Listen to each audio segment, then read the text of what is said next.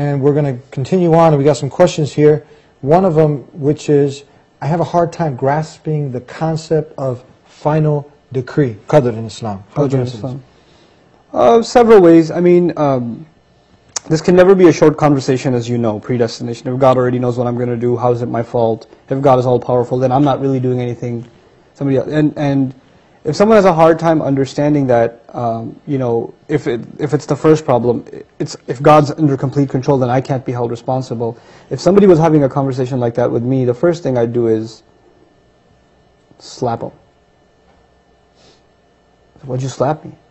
It's like, it wasn't me, it was God's decree. You can't blame me for that because it was predestined. That wouldn't work. Would they buy that? Would they be happy with that? No, not at all. Because now I'm saying it's not my fault, bro. It's God's decree. They even know that at a practical level this makes no sense. They know that. But you know why they believe it? Or they want to believe that? Or they want to argue that? Because they want to do some bad things and they don't want to be held responsible. Just like I just did something bad, and I wouldn't really do that, but I'm demonstrating that they don't want to be held responsible. That's the psychological root of this problem. The second thing I'd share is I have a lecture online somewhere. I don't know how everything I say ends up on YouTube, but I have a lecture there somewhere on the story of Adam alayhi salam. Because the Quran does not make a chapter out of decree. Rather, the Quran teaches the lessons of decree from the story of the first human being, teaching us that if there was any human being that had the right to ask, hey, you already knew I was going to end up on earth.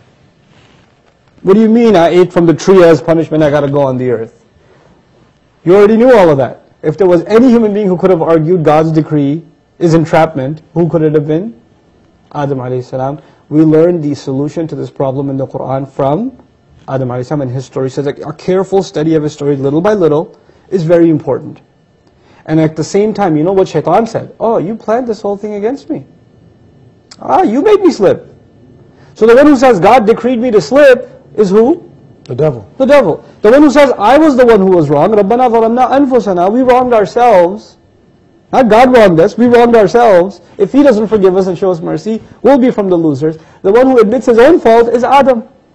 The one who refuses to admit his fault and says it's God's fault is? The devil. The devil. That's what we're learning in the first human being story. No surprise, they call this the oldest problem in philosophy.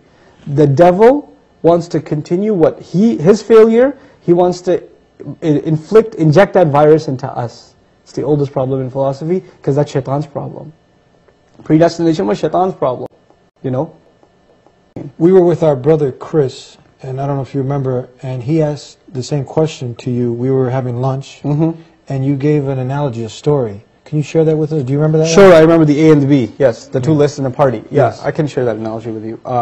That's actually the way my teacher explained it to me, because I used to have the same question, and you know, different people are satisfied different ways. I was satisfied with that explanation. He was satisfied with that also. Yeah. Okay, so I'll share it with you. Now imagine that I'm throwing a party. Yeah. And I make two guest lists, people I'm going to invite. Guest list A and guest list B. Guest list A, it's secret. These are the people I'm going to invite, and nobody knows who's on this list. Nobody knows. It's a secret list. Guest list B is open. And I say to people, if you want to be on B, here's what you got to do. I give them a few to-do lists, and if you do these things, you can get on guest list B. Now here you are, you want to come to my party. You got two options. Maybe I'm on guest list A, I don't know. Or maybe I should try to get on guest list B. If you say, well, I'm not going to bother trying to get on B, I'm probably already on A. You know what that proves? That proves you didn't really want to go to the party that bad. Because you're gambling, aren't you?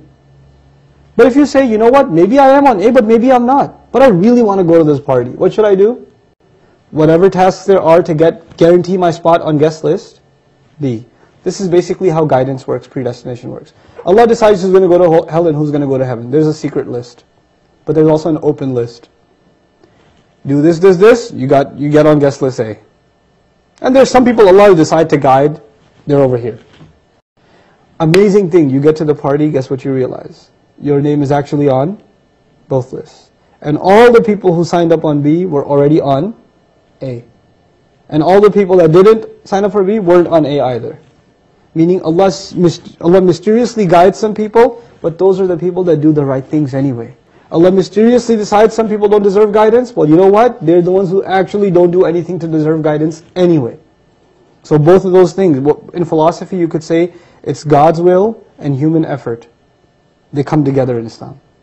They come together. And the way they come together in the Quran, where this whole thing comes from, is actually one word in the Quran.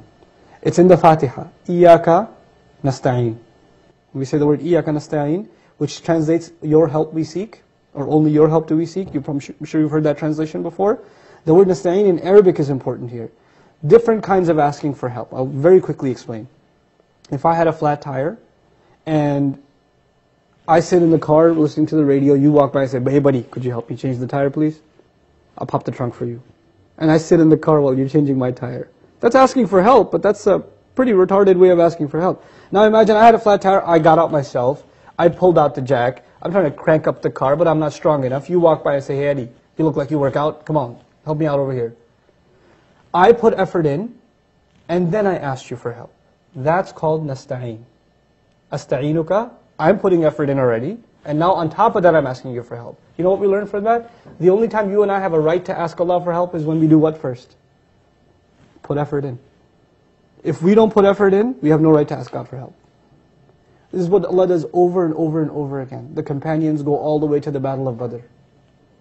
The angels arrive after that. The angels are not there ahead of time saying, hey, we've been here since 3 o'clock, where you guys been?